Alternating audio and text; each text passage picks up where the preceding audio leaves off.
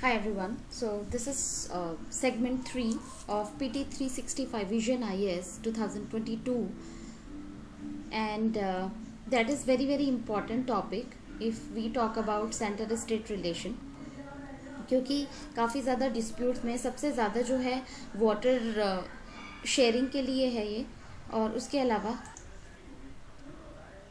So that is very important centre state relation के लिए. Why it is a news? Because अगर आप बात करते हो रबी, ब्यास और सतलुज के लिए, जैसे पंजाब और हरियाणा और राजस्थान में डिस्प्यूट्स हैं या फिर वाटर शेयरिंग करते हैं वो लोग. नर्मदा के बारे में बात करते हैं because Narmada is in MP, Gujarat, Maharashtra and Rajasthan. Apart from this Mandovi,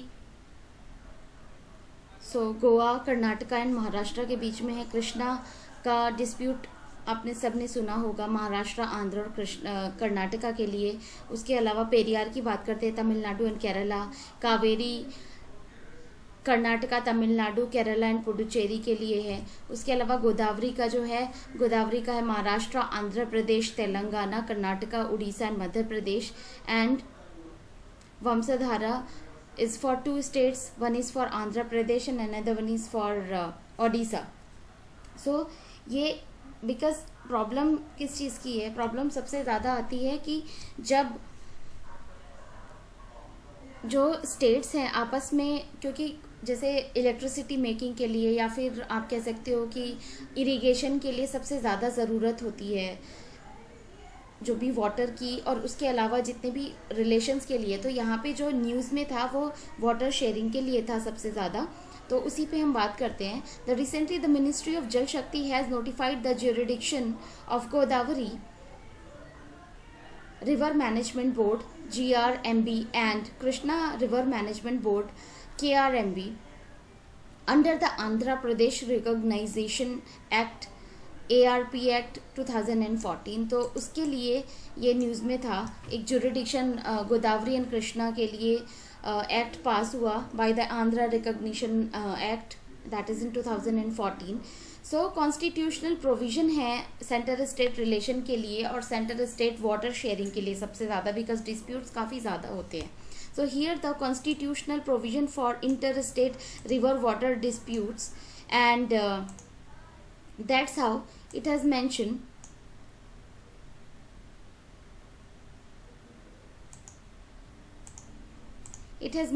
that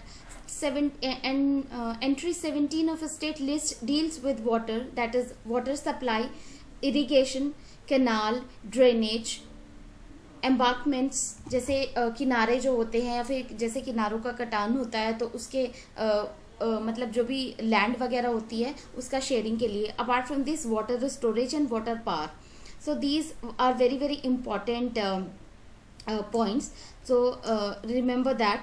apart from this, if I talk about entry 56 of union list gives power to the union government for the regulations and development of the interstate rivers and river valleys to the extent declared by the parliament to expedite in the public interest.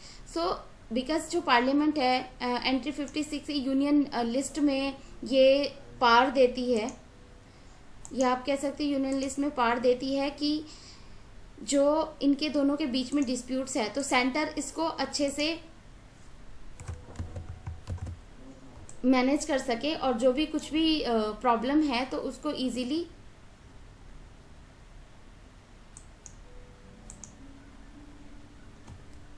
Regulations को maintain कर सकता है. Apart from this, if I talk about article 262 provides the adjudication of disputes और complaint relating to water of interstate rivers और river valleys.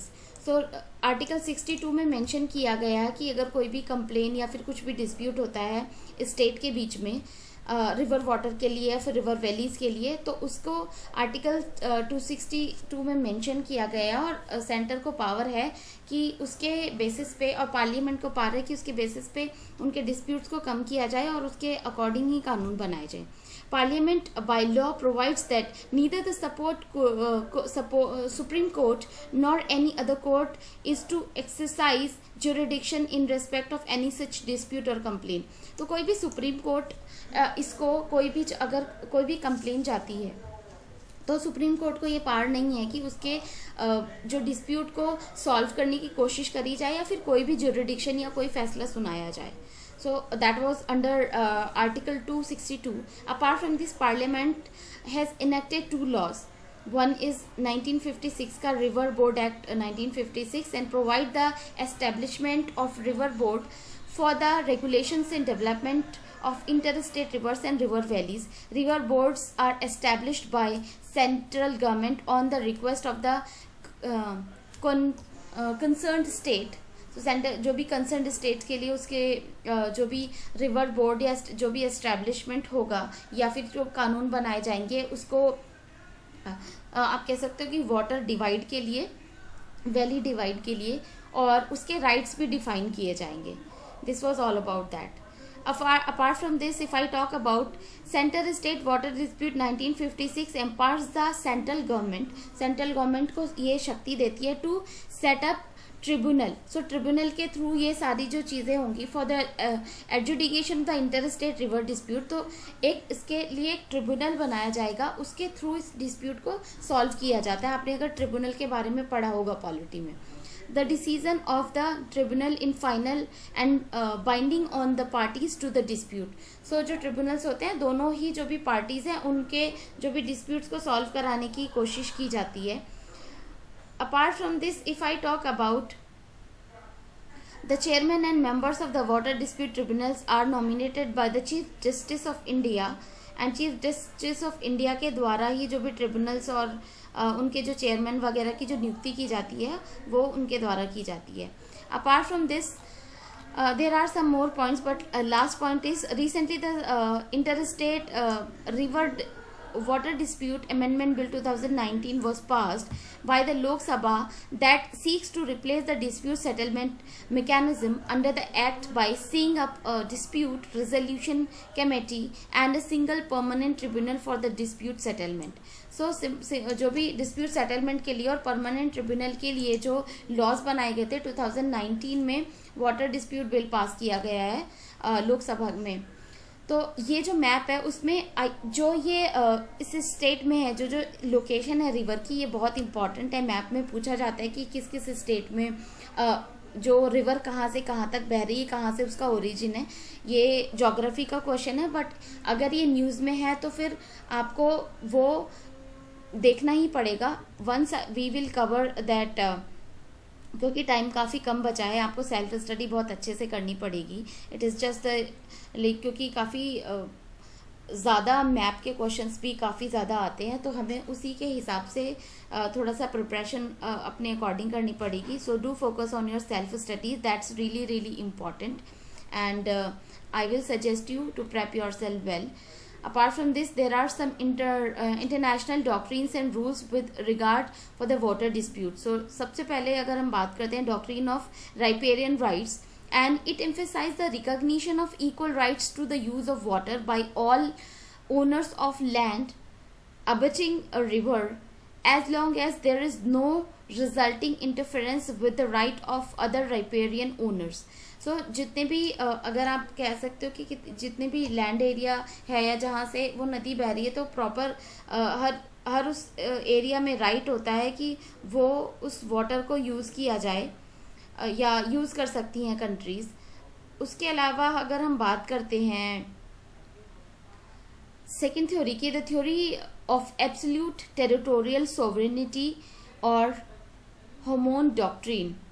So that is Hammond doctrine. Under the doctrine, a riparian state can do what it pleases with its water without regarding to its effect on other co-riparian states. So जितने भी आसपास के जो भी covered areas हैं वो उस state पे depend करता है कि वो जो भी problems हैं water को लेके, तो वो आपस में solve करने की कोशिश की जाए. Apart from this theory of prior appropriation, the states that the first uses who puts the water to beneficial use establishes a prior right, and the subsequent use can only appropriate that is left by the first user.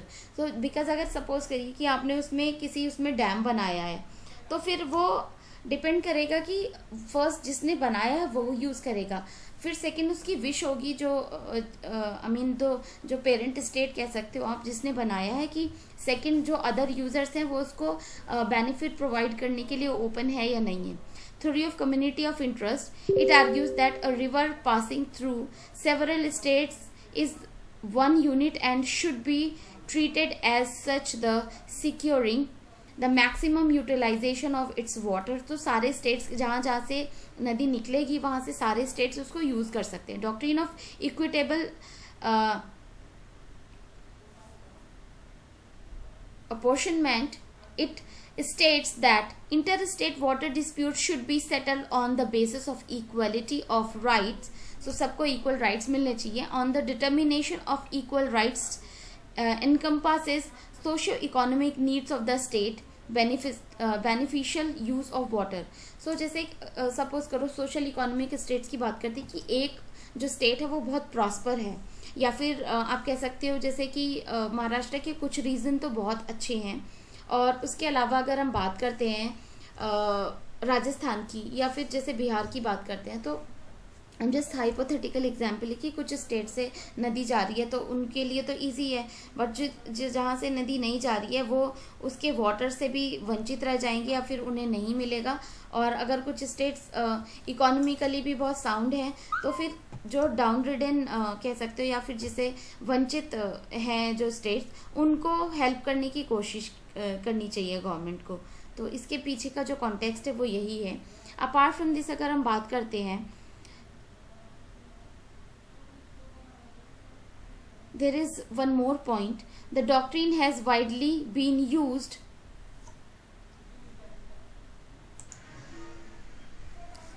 okay, so it was the second point. The doctrine has been used in India. So 3 more points were there in this topic. And theory of equitable utilization of interstate water.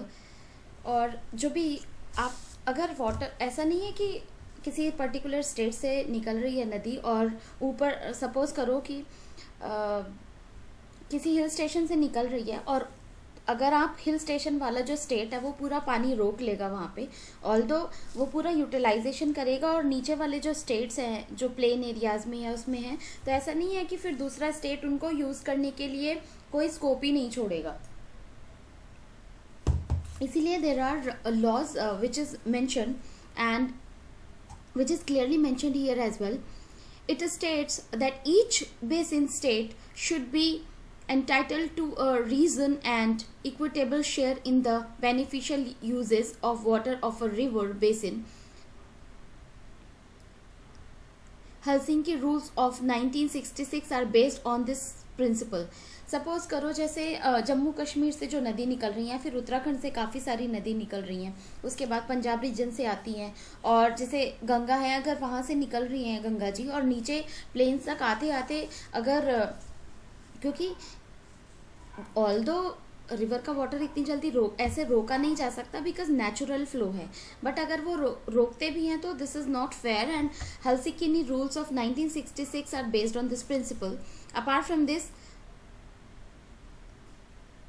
Campion rule, they outline the need to include the water of an aquifer, that is underground water or fossil water, while determining reasonable equitable share. So दोनों में equitable वही sharing की ही बात करी गई. ये rule सारे sharing पर based है. Berlin Rule 2004 adopted by the International Law Association, they provide that basin states should manage the water of an international drainage basin, having due regards for the obligations not to cause significant harm to other basin states. कि अगर एक state आप hill station पे एक state properly use कर रहा है और जो भी बेसिन स्टेट्स है या फिर नीचे वाले स्टेट्स है उनको प्रॉपर इक्विटेबल रिसोर्सेज नहीं मिल रहे, that is not fair. So it was all about the water dispute and inter state relation. Inter state relation में ये वाटर डिस्प्यूट से रिलेटेड है बेसिकली, बिकॉज इसका जो सब टॉपिक है इंटर स्टेट रिवर डिस्प्यूट्स है. So it has been completed. I will come with a new topic that is in another video, interstate board disputes in India. Apart from this, I will try to cover the static portion of interstate relation with another playlist. Please go through it as well. Till then, please share and subscribe the channel. Thank you so much. Bye bye. Study hard.